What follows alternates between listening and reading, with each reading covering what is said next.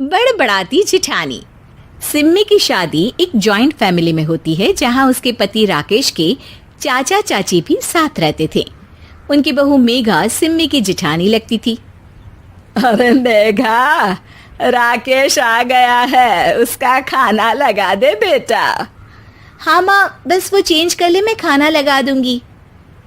सबके कमरे में जाने के बाद सिम्मी और राकेश साथ खाना खाते हैं, जिसे देखकर मेघा को जलन होने लगती है।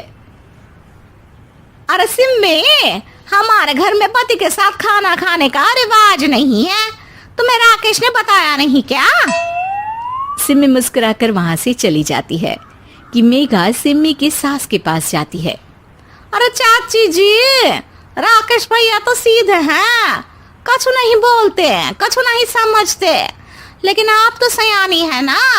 अब देखिए, साथ बैठकर खाती है भैया के, कुछ झूठा मीठा उसका भैया के पेट में चला जाए तो सिम्मी को तो पाप लगेगा ना, पाप।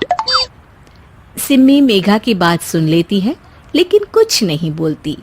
अगले दिन, सिम्मी, मैं मुंबई जा रहा हूँ, तुमको चलना है तो साथ चलो। मेघा राकेश की बात सुनती है और सीधे सिम्मी की सास के पास जाती है। अरे चाची, अरे चाची। अरे मेघा, क्या हो गया? बहुत परेशान लग रही है, सब ठीक तो है ना? अरे नहीं ना चाची, कैसा ठीक है? राकेश भैया मुंबई जा रहे हैं, आप तो जानती हैं कितने सीधे हैं, इतनी दूर जा रहे हैं, कहीं कुछ हो न जाए। अरे नहीं नहीं, मैं नहीं जाने दूंगी उसे। अरे सिम्मी, पता चला है कि राकेश मुंबई जा रहा है। ना बेटा ना, वो नहीं जा सकता। अरे माँ, उन्हें ऑफिस के काम से जाना था, लेकिन आपको तो पता है ना, उन्हीं दिनों मेरे मायके में शादी है, तो वो अपनी जगह किसी और को भेज रहे हैं। अच्छा अच्छा, तो फिर ठीक है।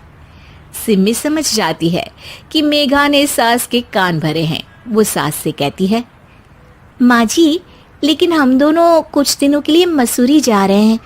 आप तो जानती हैं कि शादी के बाद हम कहीं नहीं गए। अच्छा अच्छा, ठीक है, जाओ घुमाओ। सास वहां से चली जाती है। सिम्मी अपने कमरे में कपड़े पैक कर रही होती है कि तभी मेघा आ जाती है। अरे गर्मी में सर्दी के कपड़े काहे पैक कर रही हो? सिम्मी को मेघा पर नाराजगी तो होती है, लेकिन फिर भी वो कुछ नहीं बोलती। दरअसल मैं और राकेश हनीमून के लिए मसूरी जा रहे हैं ना। का हनीमून? हाँ हाँ, हनीमून। क्यों? हनीमून के लिए तो पति पत्नी ही जाते हैं ना, तो मैं और राकेश जा रहे हैं। मेघा भागकर सिम्मी की सास के पास जाती है। अरे चाची, सच में तुम लोगों जितना सीधा परिवार तो मैंने देखा ही नहीं है। अरे अकेले भेजोगे दोनों को?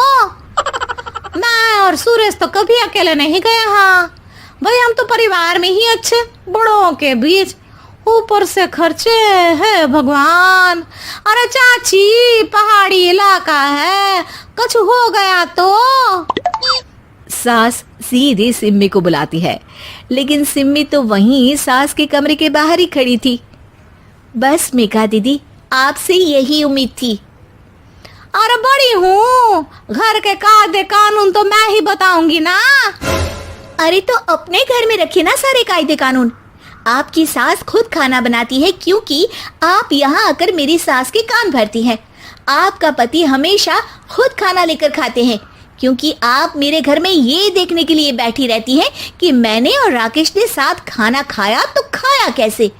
मेघा दीदी, आप अपने घर और घर वालों का ख्याल रखिए।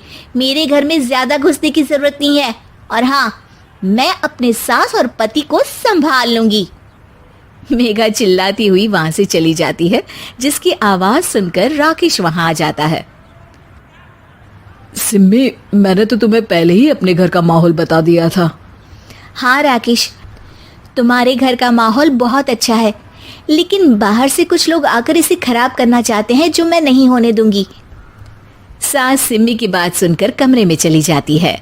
सिमी और राकेश घूमने जाते हैं और जब वापस आते हैं तो दरवाजे में मेघा और उसके पति खड़े होते हैं, वो भी सामान लेकर। अब छोटे मर्यादा तोड़कर घूम रहे हैं तो हम काहे नहीं। अरे भाभी, तो आपको किसने मना किया है? वैसे भी 4 दिन की जिंदगी है, दूसरों के घर में ताक झाक करके बिताने से अच्छा हो मौज करके ही बिताओ।